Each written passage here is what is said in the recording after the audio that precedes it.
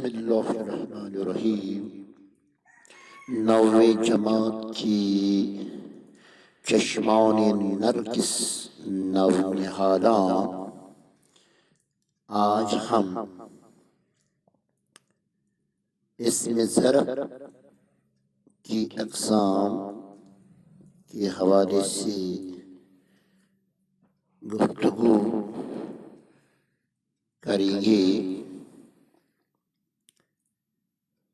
आइए आगाज करते हैं उस कारसाज के नाम से जिसने इस कायनात की कारीगरी को पायतमीर तक पहुँचाने के तमाम असबाब वसाइल से काम लिया है।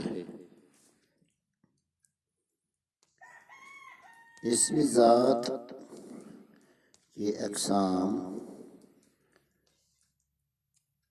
जैसा कि हमने इससे पहले इसमें ज़ात की तारीफ बयान की, अब इसमें ज़ात की अक़साम के हवाले से गुफ्तगू करेंगे,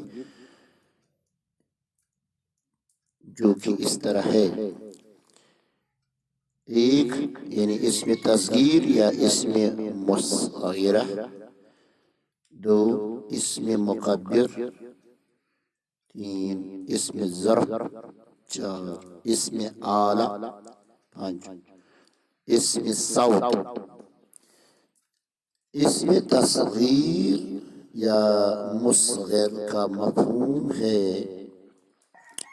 वो इसम जिसमें किसी नाम की निस्बत छोटाई के मानी पाई जाए, इसमें तस्गीर या इसमें मुस्ग़िर कहलाता है। इसकी मिसालें इस तरह है। घर से घरवंदा, भाई से भैया, दुख से दुकड़ा, संदूक से संदूकचा, पंख से पंखड़ी, दर से दरीचा। इसमें मुकब्बिर वो इसम जिसमें किसी चीज निस्बत बढ़ाई के माना पाए जाए, इसे इसमें मुकब्बिर कहलाते हैं। इसमें मुकब्बिर की मिसालें इस तरह हैं।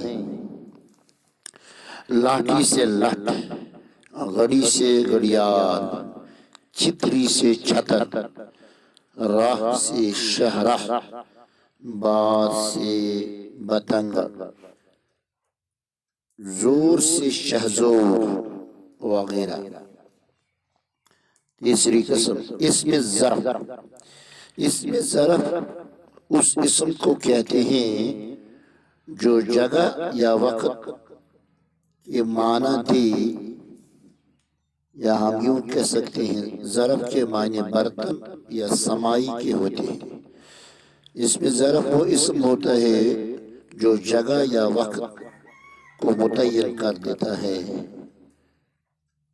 जैसे बाग, मस्जिद, स्कूल, सुबह, शाम, आज, कल वगैरह। इसमें ज़रफ़ की अक़साम उमूमी तौर यूं है, जिसे हम ज़र्फ़ ज़मान और ज़र्फ़ मकान कहते हैं।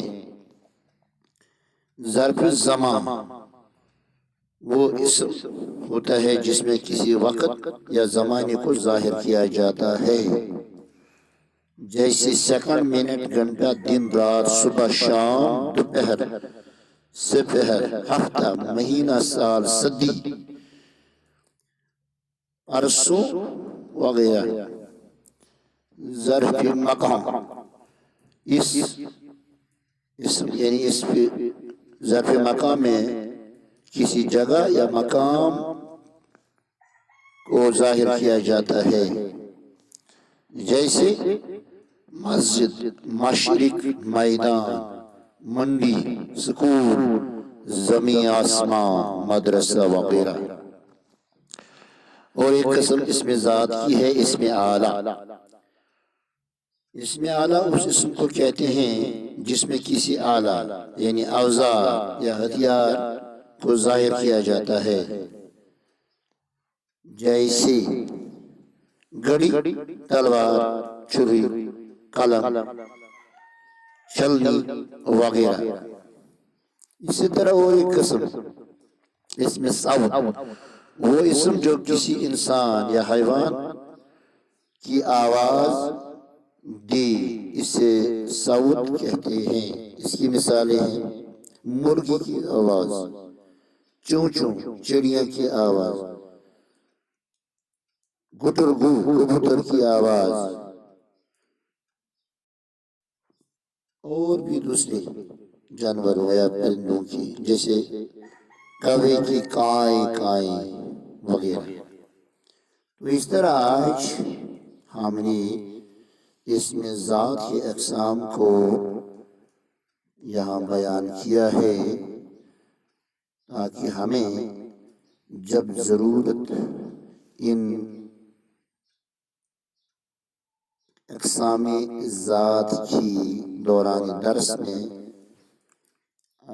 ضرورت پڑتی ہے تو ہمیں اس وقت سمجھنے اور تعلیم و تفہیم میں آسانی پیدا ہو جائے۔ شکریہ۔